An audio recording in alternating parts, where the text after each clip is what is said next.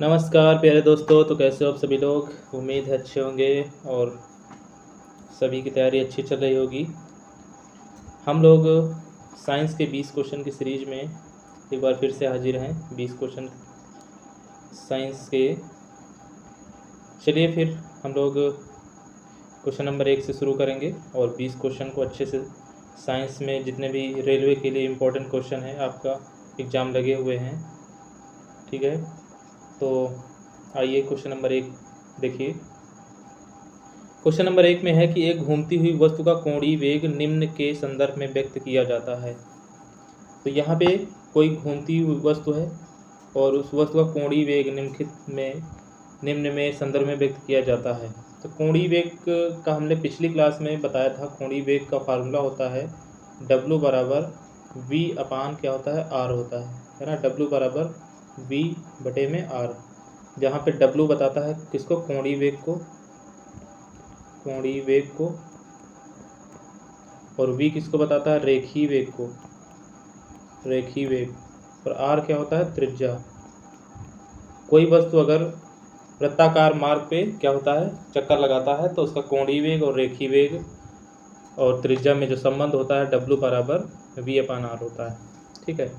और इसका जो मात्रक होता है रेडियन, क्या होता है, रेडियन बटे में समय होता है सेकंड में,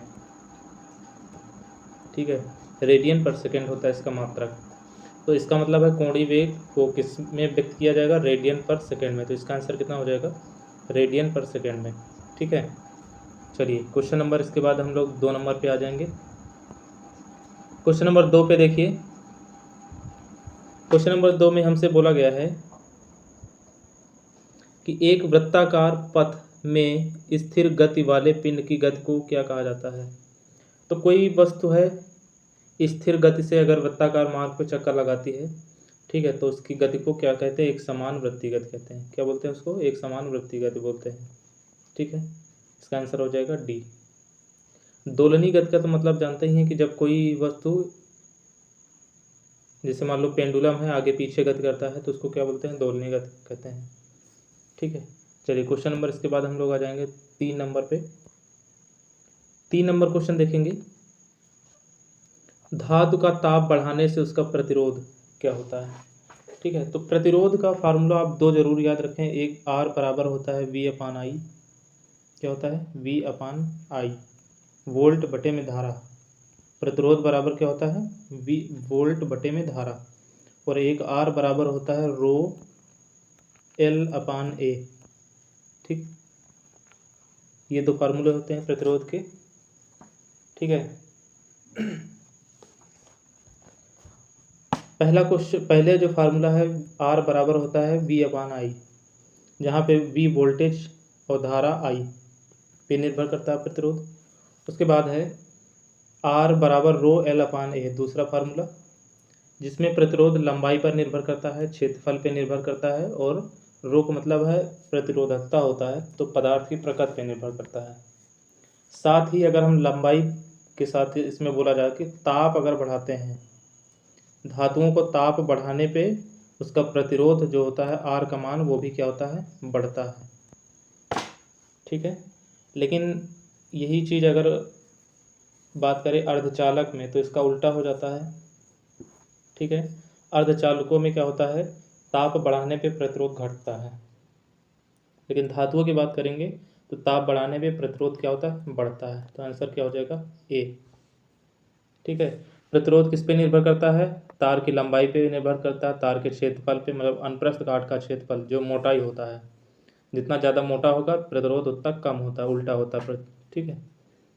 और पदार्थ की प्रकृति, कैसा पदार्थ है, ठीक है, सोने का है, चांदी का है, एल्युमिनियम का है, तो उस आधार पे उसका प्रकृति पे निर्भर करता है। तो 3 नंबर के बाद आ जाएंगे हम लोग 4 नंबर क्वेश्चन पे, और 4 नंबर देखेंगे। 4 नंबर में क्वेश्चन में हमसे बोला जा रहा है कि करंट की उपस्थिति का ज्ञान होता है। तो करंट है कोई भी करंट मतलब धारा, किसी तार में अगर धारा है तो उसकी उपस्थिति का पता कैसे चलता है। तो जैसे मान लो कोई धारा है, कोई तार है, इसमें अगर करंट है तो उसके चारों ओर क्या होता है, चुंबकीय क्षेत्र उत्पन्न रहता है, ठीक है, क्या होता है, चारों ओर चुंबकीय क्षेत्र रहता है। तो अगर एक आपने पढ़ा होगा आवेश कूलाम का नियम, है ना। तो जब कोई वस्तु उस चुंबकीय क्षेत्र में पहुंचती है तो वहाँ पे क्या होता है, एक दूसरे बल का अनुभव होता है, तो वो कुछ प्रभाव उत्पन्न होता है। उसी उत्पन्न प्रभाव से पता चलता है कि क्या होता है, कि उसमें क्या है, विद्युत धारा है। ठीक है, क्या होता है, उत्पन्न प्रभाव से।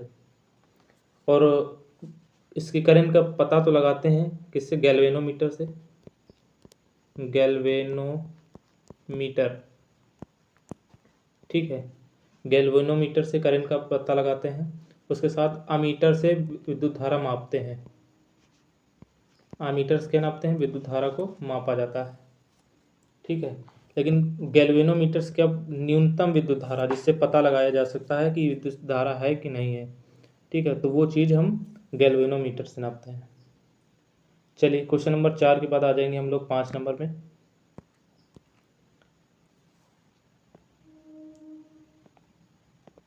क्वेश्चन नंबर 5 देखिए, ऊर्ध्वपातन पदार्थ कौन से हैं। ऊर्ध्वपातित पदार्थ जानते हैं। ऊर्ध्वपातन का मतलब क्या होता है, जब कोई वस्तु ठोस अवस्था में होती है और उसको गर्म करते हैं तो ठोस से सीधे किस में बदल जाती है, तो ठोस से सीधे बदल जाती है गैस में। ठोस से सीधे किस में बदल जाती है, गैस में। तो ऐसे पदार्थों को क्या कहते हैं, ऐसे पदार्थों को कहते हैं ऊर्ध्वपातित पदार्थ। ठीक है, और इस क्रिया को क्या कहते हैं, सब्लिमेशन, मतलब ऊर्ध्वपातन। ठीक है, तो ऐसे कौन कौन से पदार्थ होते हैं, तो कपूर ऊर्ध्वपातित पदार्थ होता है, नेफ्थलीन होता है, अमोनियम क्लोराइड होता है, एक एंथ्रासाइट होता है, एंथ्रासाइट। ठीक है, एंथ्रासाइट होता है, एंथ्रेसाइट कोयला वाला नहीं होता है, एंथ्रासाइट होता है। ठीक है, एक बेंजीन क्लोराइड ऐसे होता है। ठीक है, तो इसमें सभी वाला आंसर हो जाएगा कि उपयुक्त सभी क्या हैं, ऊर्ध्वपातित पदार्थ होते हैं। कपूर, नेफ्थलीन, अमोनियम क्लोराइड और एंथ्रासाइट, ठीक, ये सब क्या होते हैं, ऊर्ध्वपातित पदार्थ होते हैं, जो ठोस अवस्था में होते हैं, लेकिन अगर उनको गर्म करेंगे तो सीधे गैस अवस्था में बदलेंगे, मतलब द्रव अवस्था में नहीं बदलेंगे, ठोस से सीधे गैस। ठीक है, चलिए क्वेश्चन नंबर 5 के बाद हम लोग आ जाएंगे किसमें, 6 नंबर पे। 6 नंबर क्वेश्चन देखिए, दाब बढ़ाने से किसी द्रव का क्वथनांक क्या होगा। दाब बढ़ाने से द्रव का क्वथनांक क्या होता है, चलिए देखिए। तो दाब बढ़ाने पे क्या होता है कि किसी भी पदार्थ में दाब बढ़ाने पे किसी वस्तु का जो क्वथनांक होता है वो क्या होता है, तो वो बढ़ जाता है। ठीक है, किसी द्रव का अगर क्वथनांक क्या होगा, तो दाब बढ़ाने पे बढ़ जाता है। जैसे कुकर है, प्रेशर कुकर होता है।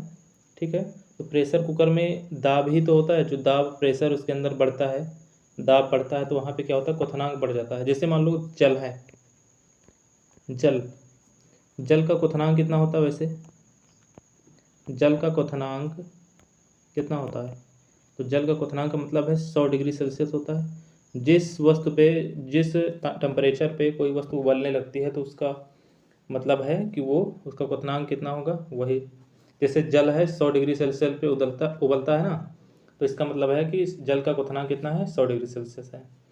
लेकिन हम क्वथनांक इसलिए बढ़ाते हैं कि उसमें कोई भी बड़ी वस्तु क्या है, पक जाए। जैसे मान लो कि हम प्रेशर कुकर में पानी डालते हैं, साथ में कुछ डालते हैं, है ना, आलू उबाल रहे हैं, दाल उबाल रहे हैं, तो उसमें उसको पकाने के लिए हम क्या करते हैं कि प्रेशर कुकर के अंदर प्रेशर हो जाता है, जिससे क्वथनांक 100 से बढ़ के ज़्यादा हो जाता है, मान लो 110, 120। तो जब इतना हो जाएगा तब वो क्या होता है, जल्दी पक जाता है। कारण क्या है, पहले समझ लो कि 100 डिग्री सेल्सियस जब कोई वस्तु उबलने लगता है ना, कोई मतलब द्रव है उबलने लगता है, तो उबलने के बाद उसका टेम्परेचर नहीं बढ़ता, कभी उतना ही रहता, 100 के ऊपर जाएगा ही नहीं। ठीक है, जब कोई वस्तु जब उबलने लगता है, कोई द्रव उबलने लगता है, तो उसका टेम्परेचर नहीं बढ़ता है। ठीक है, जिससे उसमें पड़ी वस्तु क्या होता है, पकती नहीं जल्दी से। तो हमको अगर उसको पकाना है तो उसमें हम क्या करते हैं, प्रेशर देते हैं, जिससे क्वथनांक 100 से बढ़ के कितना हो जाता है, 110 हो जाता है, 120 हो जाता है।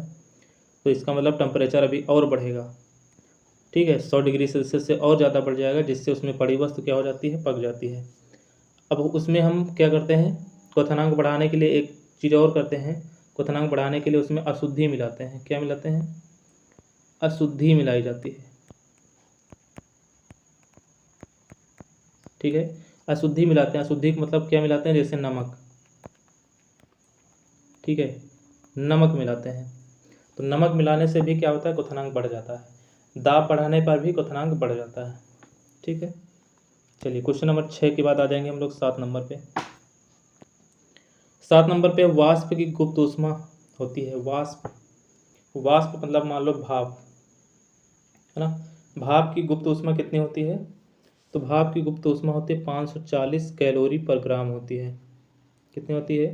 540 कैलोरी पर ग्राम होती है। ठीक है, द्रव से किसी वस्तु को भाप में बदलना है तो हमको 540 कैलोरी देना पड़ेगा।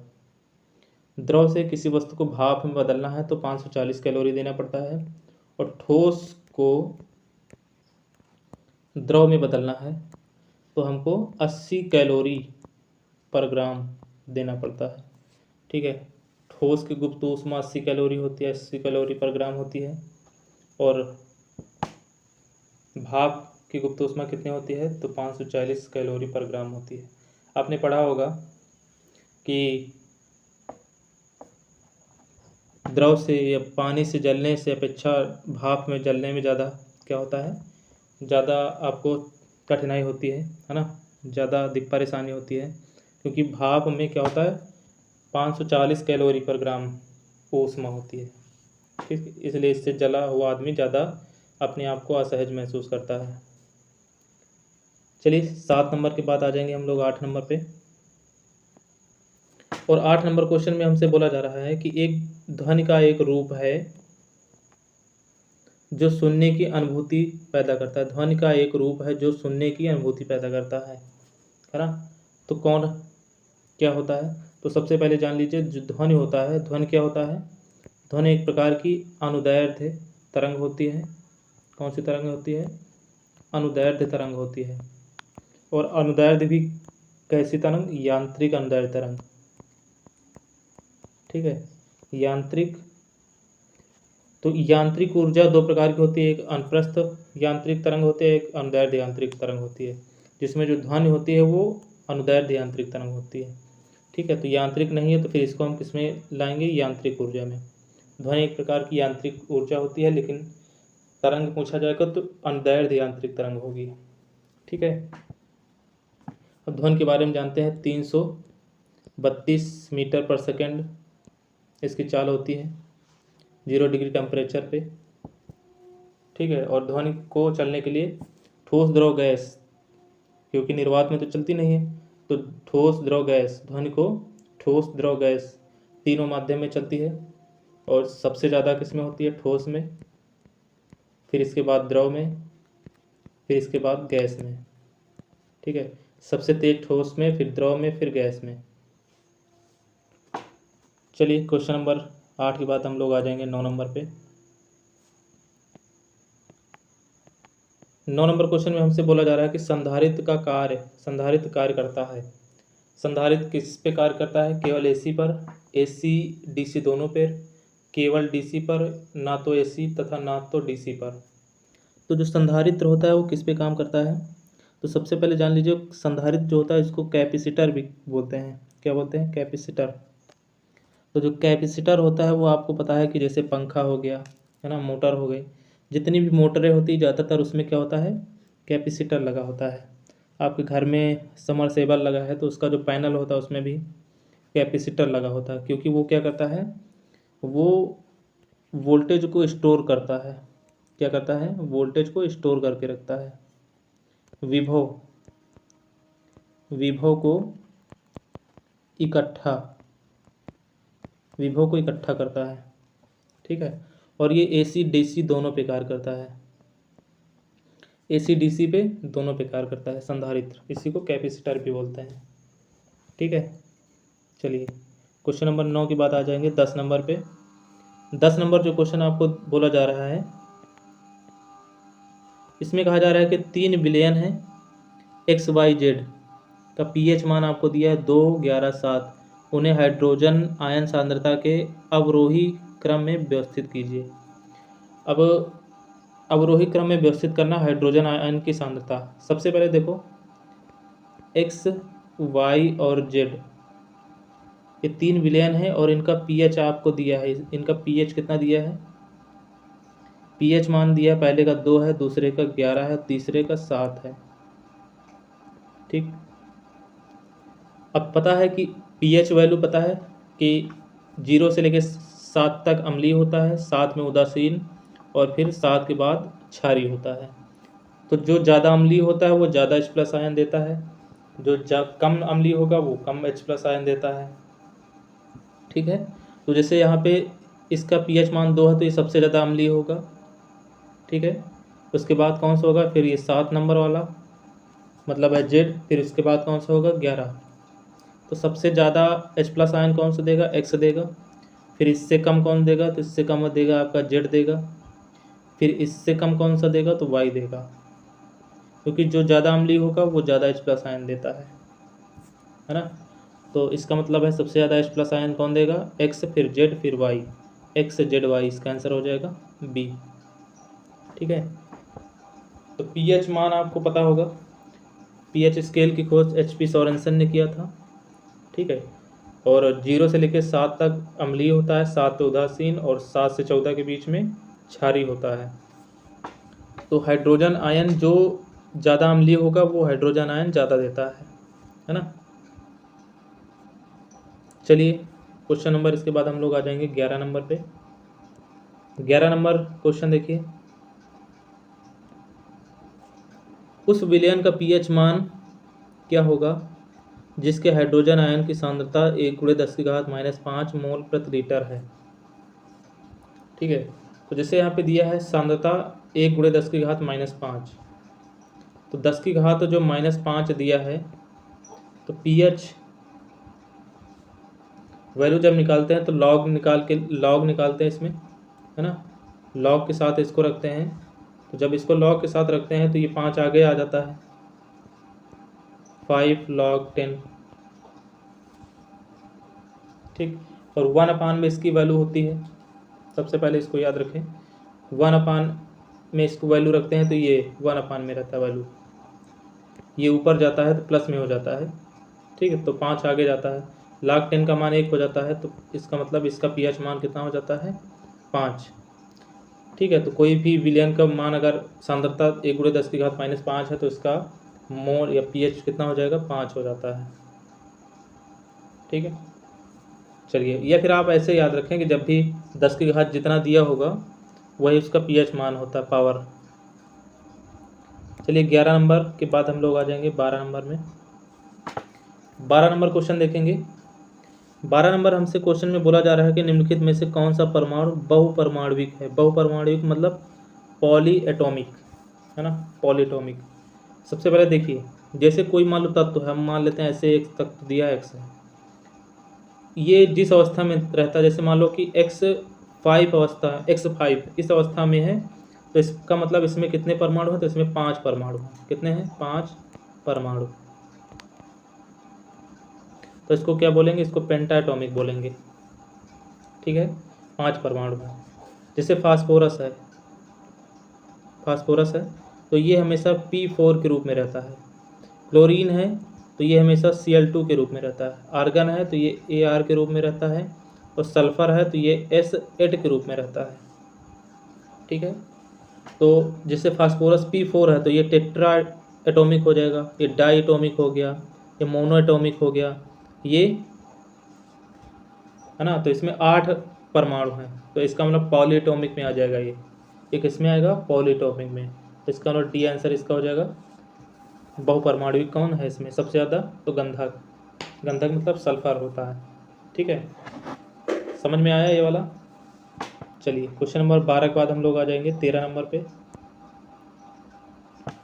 13 नंबर क्वेश्चन हमसे बोला जा रहा है कि sodium hydrogen carbonate, sodium hydrogen carbonate का मतलब सोडियम बाइकार्बोनेट। ठीक है, तो इसको जब गर्म करते हैं तो कौन सी गैस निकलती है? तो इसको जब गर्म करेंगे तो हमेशा CO2 गैस निकलेगी। कौन सी गैस निकलेगी? Carbon dioxide gas. ठीक है, कार्बन डाइऑक्साइड गैस और जल बनता है। चलिए क्वेश्चन नंबर 13 के बाद 13 के बाद आ जाएंगे 14 नंबर पे। 14 में है कि निम्नलिखित में से कौन सी धातु वायु के साथ अपक्रिया नहीं करती, वायु के साथ अपक्रिया नहीं करती। तो आपने एक क्रियाशीलता की अगर आपने एक सीरीज अगर आपको याद हो, है ना, तो सबसे क्रियाशील धातुएं कौन सी होती हैं, ये सबसे क्रियाशील है। सबसे क्रियाशील आपका पोटेशियम होता है, ठीक है, फिर सोडियम, फिर कैल्शियम, फिर मैग्नीशियम। और सबसे कम क्रियाशील जब पूछा जाएगा तो फिर आपका इसी में चांदी, सोना, प्लेटिनम, ये सबसे कम क्रियाशील है। तो सबसे कम क्रियाशील कौन सी हो जाती है, प्लेटिनम, ठीक है। उससे कम मतलब सबसे कम क्रियाशील आपकी प्लेटिनम होती है, सबसे ज़्यादा क्रियाशील कौन सी होती है, तो आपका पोटेशियम होता है। तो इसमें कह रहा है कि कौन सी धातु वायु के साथ अपक्रिया नहीं करती, तो जो कौन सी नहीं करती है, जो सबसे कम क्रियाशील होगी। तो यहाँ देखो पोटेशियम, ये तो सबसे ज़्यादा क्रियाशील है। स्वर्ण और प्लेटिनम, सोना और प्लेटिनम, यही आंसर हो जाएगा इसका, ठीक है। यहाँ स्वर्ण और रजत मतलब सिल्वर है, लेकिन उससे भी कम कौन सा, प्लेटिनम होता है। इसका आंसर इसका बी हो जाएगा, ठीक है। ये सबसे कम क्रियाशील धातुएं हैं। चलिए क्वेश्चन नंबर इसके बाद 14 के बाद आ जाएंगे हम लोग 15 नंबर पे। 15 नंबर क्वेश्चन देखिए, आपको मिलान करना है। सूची 1 को सूची 2 से सुमेलित कीजिए तथा सूचियों के नीचे दिए गए कूट का प्रयोग करते सही उत्तर दीजिए। एक तरफ देखो दिया है आपको, क्या दिया है, एक तरफ ईंधन दिया है, दूसरी तरफ उसके घटक दिए हैं। सबसे पहले सीएनजी मतलब कंप्रेस्ड नेचुरल गैस। जो सीएनजी होता है कंप्रेस्ड नेचुरल गैस होता है सीएनजी। सीएनजी में क्या क्या होता है, तो सीएनजी में मीथेन होता है, सबसे मेन इसका घटक क्या है, मीथेन CH4, और इथेन भी होता है, मीथेन इथेन, ठीक है। तो इसका किससे मिला देंगे, ए का 3 से, तो पहले 3 आएगा।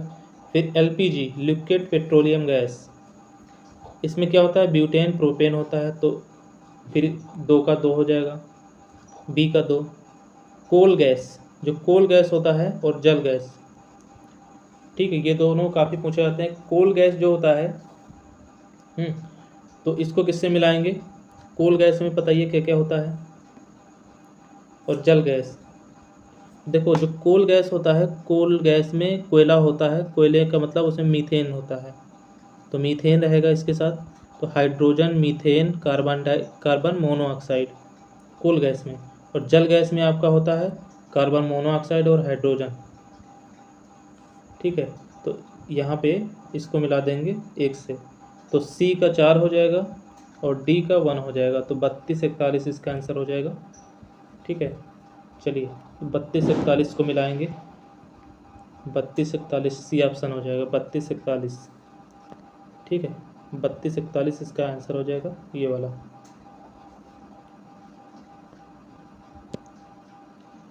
चलिए क्वेश्चन नंबर इसके बाद हम लोग आ जाएंगे 16 नंबर पे।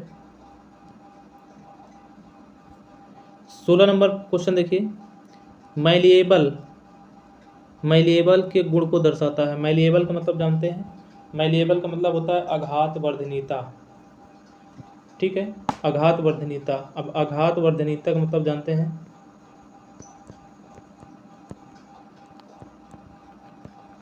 कोई भी धातु आघात वर्धनीय है, इसका मतलब उससे पीट कर क्या बनाते हैं, पीट कर चादर, जिसको पीट कर चादर बनाया जा सकता है ना, वो सबसे ज़्यादा क्या होती है, आघात वर्धनीयता होती है उसमें, ठीक है। तो ये गुण सबसे ज़्यादा किस में होता है, तो ये गुण होता है धातुओं में। और सबसे ज़्यादा आघात वर्धनीय धातु कौन सी है, तो आपका कौन सा है, सोना, Au, ठीक है। जो सोना होता है सबसे ज़्यादा आघात वर्धनीय धातु होती है, उसे पीट कर पतली से पतली चादर में बनाया जा सकता है। तो ये गुण जान गए, मैलिएबल मतलब आघात वर्धनीयता होता है, ठीक है। क्वेश्चन नंबर 16 के बाद आ जाएंगे हम लोग 17 नंबर पे। 17 नंबर को भी मिलान करना है, निम्नलिखित में से मिलान करें। एक तरफ उत्पाद है, दूसरी तरफ उपभोग है। चलिए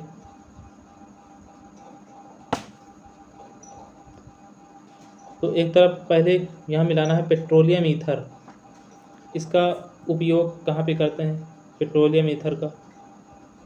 तो देखो एक तरफ ईंधन दिया है, पहले इसको पढ़ लेते हैं। एक तरफ पेट्रोलियम ईथर है, पैराफिन मोम है, फिर है एस्फाल्ट कोक, फिर है गैसोलीन। इसको मिलान करना है। इधर है ईंधन, ड्राई क्लीनिंग के लिए इनमें विलायक है, और तीसरा है छत सड़क निर्माण इलेक्ट्रोड में, और चौथा है मरहम और कॉस्मेटिक में, है ना। तो यहाँ पे जो ईथर होता है, पेट्रोलियम ईथर होता है, इसका उपयोग करते हैं ड्राई क्लीनिंग में। तो पी का यहाँ पे कौन सा दूसरा सही हो जाएगा। इसके बाद क्यू को मिलाएंगे अगर हम, तो क्यू का जो पैराफिन मोम होता है, पैराफिन मोम जो होता है, इसका उपयोग करते हैं हम लोग मरहम बनाने में, मरहम और कॉस्मेटिक में। तो क्यू का कौन सा हो जाएगा, 4 नंबर हो जाएगा। ठीक है। गैसोलीन जो होता है, गैसोलीन का उपयोग ईंधन में करते हैं। किस में करते हैं? गैसोलीन का उपयोग करते हैं ईंधन में। तो आपका एस का हो जाएगा आपका 1 नंबर। एस्फाल्ट कोग, इसका उपयोग सामने लिखा है सड़क बनाने में, छत बनाने में, इलेक्ट्रोड का निर्माण में। तो आर का कौन सा हो जाएगा यहाँ पे 3 नंबर। ठीक है, 2 4 3 1 इसका आंसर हो जाएगा। 2 4 3 1 2 4 3 1 2 4 3 1 यही हो जाएगा इसका आंसर। 2 4 3 1। ठीक है, चलिए इसके बाद हम लोग आ जाएंगे 18 नंबर क्वेश्चन में। इसको भी आपको मिलान करना है, सही मिलान करें। एक तरफ दिया आपको आविष्कार, दूसरी तरफ का है आविष्कारक वैज्ञानिक के नाम। चलिए थोड़ा सा और ऊपर हम कर देते हैं।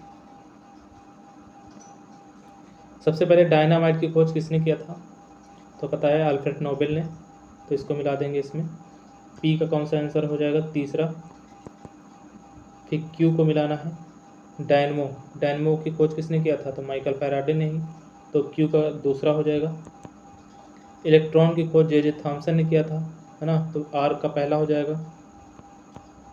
और एस का कौन सा हो जाएगा? तो प्रोटॉन खोज रदरफोर्ड ने, चौथा हो जाएगा, है ना। तो 3 2 1 4 इसका आंसर हो जाएगा। 3 2 1 4 पेपर में भी ऐसे करते हैं। 3 2 1 4 3 2 1 4 कौन सा हो जाएगा? तो ये हो जाएगा 3 2 1 4। ठीक है, चलिए इसके बाद 19 नंबर है, और इसको भी आपको मिलान करना ही है सूची 1 से सूची 2 को। ठीक है, इसको मिलान करना है। देखिए एक तरफ यहाँ पे सूची 1 में लिखा है फ्रेयान। तो फ्रेयान के बारे में आप जानते हैं। फ्रेयान जो गैस होती है, इसका उपयोग कहाँ पे करते हैं? प्रशीतक के रूप में। किसी चीज़ को ठंडा करने के लिए फ्रेयान गैस भरी जाती है। फ्रिज होता है, उसमें फ्रेयान गैस भरी जाती है ना। तो यहाँ पे एक का कौन सा आंसर हो जाएगा? 2 नंबर मिलाएंगे। ए में 2। टेट्रा एथिल लेड, जो टेट्रा एथिल लेड होता है, इसका उपयोग जो करते हैं आप पेट्रोल वाली गाड़ी में मिलाते हैं, है ना। तो जैसे इस छोटी गाड़ी है आपका, बिक्की उक्की होती है, तो उसमें हम पेट्रोल के साथ जो मिला के डालते हैं, उसी को कहते हैं टेट्रा एथिल लेड। लेड मतलब उसमें शीशा होता है, तो उसको उसमें मिला के डालते हैं पेट्रोल गाड़ी में, है ना। तो ये हो जाएगा। इसका काम होता है एंटी नॉक के लिए, टेट्रा एथिल लेड मिलाते हैं। ठीक है, इसके बाद है बेंजीन हेक्साक्लोराइड। जो बेंजीन हेक्साक्लोराइड होता है, इसका उपयोग करते हैं कीटनाशक के रूप में। तो पहले बी का आंसर कौन सा हो जाएगा? 1 नंबर। सी का आंसर हो जाएगा कौन सा? 4 नंबर। और कार्बन टेट्राक्लोराइड का उपयोग अग्निशामक के रूप में। तो डी का आंसर कौन सा हो जाएगा? 3 नंबर। तो 21 43 इसका आंसर हो जाएगा। ठीक है, 21 43 देखो है किसी में, तो लास्ट वाला एकदम है 21 43। ये 21 43। चलिए एक लास्ट क्वेश्चन और देख लीजिए। लास्ट क्वेश्चन है इसमें, निम्नलिखित में से कौन सा युग्म सुमेलित नहीं है? ठीक है, निम्नलिखित में से कौन सा युग्म सुमेलित नहीं है? तो पोटेशियम क्लोरेट। आपको पता है कि जो पोटेशियम क्लोरेट होता है इसका उपयोग कहाँ पे करते हैं? माचिस में करते हैं, तो ये सुमेलित है। मैग्नीज डाइऑक्साइड है, इसका शुष्क सेल में उपयोग करते हैं, ये भी सही है। हाइड्रोक्लोरिक एसिड संचायक सेल में उपयोग करते हैं इसका, ये भी सही है। द्रव अमोनिया परमाणु बम बनाने में इसका उपयोग नहीं करते हैं। जो द्रव अमोनिया होता है इसका उपयोग करते हैं प्रशीतक के रूप में, प्रशीतक के रूप में ठंडा करने के लिए द्रव अमोनिया का उपयोग करते हैं, किसी चीज़ को ठंडा रखने के लिए, ठीक है। और अमोनियम नाइट्रेट होता है जो परमाणु या विस्फोटक पदार्थ होता है, अमोनियम नाइट्रेट। तो ये 20 क्वेश्चन थे आज के लिए। कैसे लगे सभी को? उम्मीद है अच्छे होंगे। और ये जितने भी क्वेश्चन हैं सारे इंपॉर्टेंट है रेलवे के लिए। तो रेलवे के जितने भी एग्ज़ाम आने वाले हैं सब में साइंस क्वेश्चन भरपूर मात्रा में पूछा ही जाता है। मेन रेलवे का जो सबसे इम्पोर्टेंट है वो आपका जीके जीएस में साइंस ही होता है। तो 20 क्वेश्चन की तैयारी आप अच्छे से कर लें। मिलते हैं नेक्स्ट वीडियो में। आज के लिए